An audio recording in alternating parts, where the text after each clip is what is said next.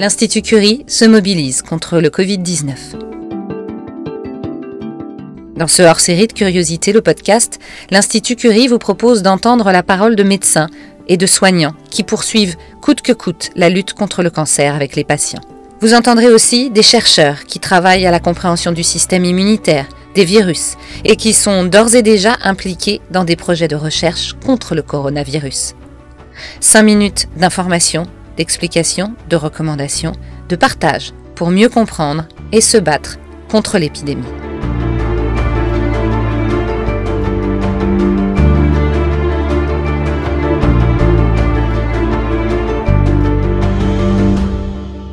Nicolas Girard, médecin oncologue thoracique à l'Institut Curie.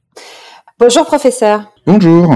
On est en pleine crise de ce coronavirus. Est-ce que vous pouvez nous dire en premier lieu si les patients atteints d'un cancer du poumon sont plus fragiles face à l'épidémie de coronavirus? Alors oui, les patients atteints de cancer en général et en particulier de cancer du poumon sont des personnes qui sont plus à risque de développer une infection sévère par le coronavirus.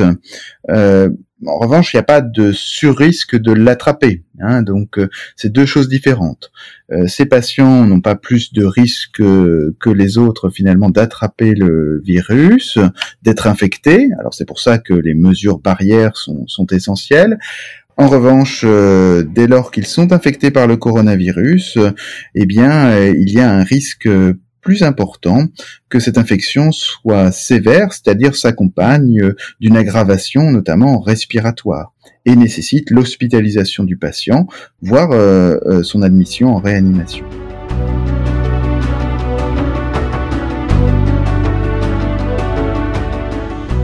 Est-ce que vous faites passer des tests pour le Covid-19 ?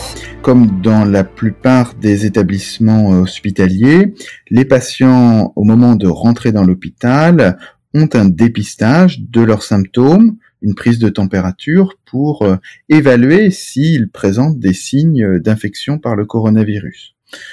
Pour les patients qui sont en chimiothérapie, on a développé un appel téléphonique la veille afin justement d'évaluer ces éléments et d'éviter à un patient infecté de se déplacer pour finalement repartir chez lui après avoir été vu à la porte de l'hôpital. Pour les patients qui doivent être opérés, alors on est dans une situation un peu plus complexe puisque pendant les 3 dernières semaines, les blocs opératoires pour la chirurgie des cancers du poumon ont été arrêtés.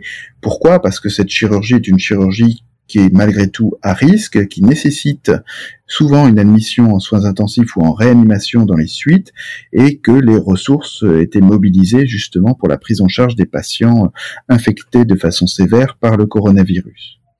Aujourd'hui, on est dans une situation où, avec la perspective du déconfinement, avec la libération d'un certain nombre de ressources, notamment de réanimation, la chirurgie des cancers du poumon est en train de reprendre, avec la nécessité bien sûr de mesurer au mieux les indications chirurgicales, mais il y a des patients qui nécessitent une intervention urgente, et ces patients pourront être pris en charge dès la semaine prochaine.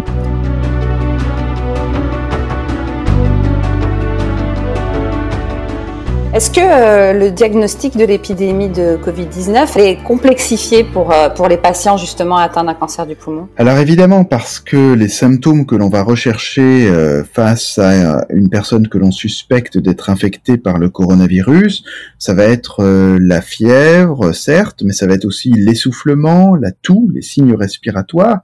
Et nos patients qui sont atteints de cancer du poumon ont tous ces signes de façon habituelle, chronique. Ces signes peuvent s'aggraver de façon indépendante d'une infection par le coronavirus. Et donc, il y a une difficulté pour identifier le coronavirus chez ces patients. Il faut pas pécher par excès, c'est-à-dire considérer tous les patients cancer du poumon comme étant suspects d'être atteints par le coronavirus.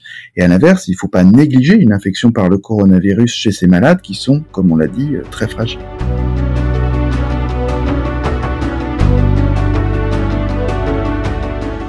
Comment est assurée la continuité des soins au sein de votre service, c'est-à-dire le service de pneumologie de l'Institut Curie? Alors à l'Institut Curie, nous avons choisi de poursuivre, bien entendu, la prise en charge des patients atteints de cancer du poumon, donc essentiellement des cancers du poumon avancés ou métastatiques, traités par chimiothérapie, mais aussi par les thérapies innovantes comme l'immunothérapie ou les traitements ciblés.